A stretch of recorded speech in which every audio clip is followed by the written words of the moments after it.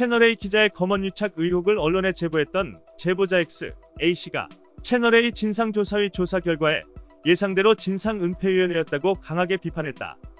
A씨는 25일 미디어오늘과의 인터뷰에서 내가 예상했던 조사 결과 시나리오에서 조금도 벗어나지 않았다. 진상조사위가 아닌 진상은폐위가 아닌가 싶다며 이같이 말했다.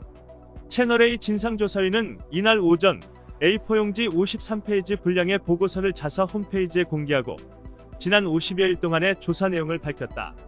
의혹의 핵심 당사자인 채널A 이동재 기자는 수감 중인 이철 전 밸류인베스트코리아 대표 측에 접근해 윤석열 검찰총장의 최측근 검사장과의 친분을 내세우고 유시민 노무현재단 이사장 등 여권 인사 비리를 털어놓으라고 회유, 협박했다는 의혹을 받고 있다.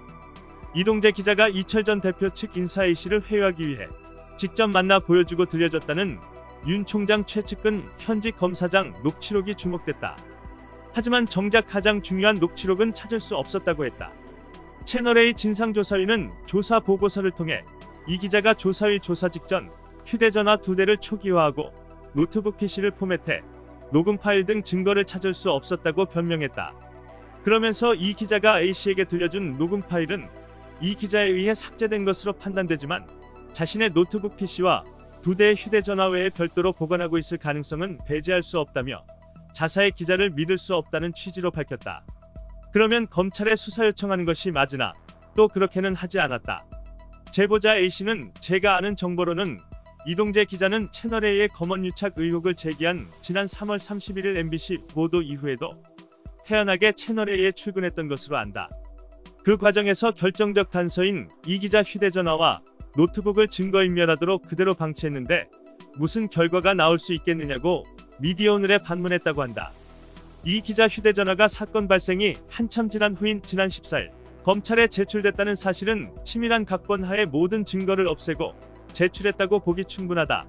채널A 경영진은 그동안 이 문제를 이동재 선에서 자르려는 나름의 시나리오를 구성해 조사 결과를 발표한 것 같다고도 주장했다. A씨는 지금이라도 이동재 기자의 동의를 받아 카카오톡 측의 문자와 카카오 통화 내역 등을 요청하고 이 기자가 사용한 휴대전화를 조사해 윤석열 검찰총장 측근인 하나무게 검사장과의 통화 내역이라도 발표하는 성의를 보였으면 한다고 미디어오늘에 말했다. 그는 이동재 기자뿐 아니라 채널A 간부 및 대표들의 휴대전화와 이메일 및 회사 메일 서버 등에 대한 추가 조사를 통해 진상조사위 발표 사실을 뒷받침할 수 있는 객관적 자료가 공개돼야 한다고 강조한 뒤 물론 이렇게 하지 않을 것이라는 걸 잘 알고 있지만 그만큼 부실한 조사 결과라는 걸 알리고 싶은 마음이 크다고도 밝혔다. 검찰의 시간이 저물고 있다. 공수처에 갈 사건 파일들이 오늘도 이렇게 쌓이고 있다. 이상 뉴스 검색이었습니다. 구독과 좋아요 부탁드립니다.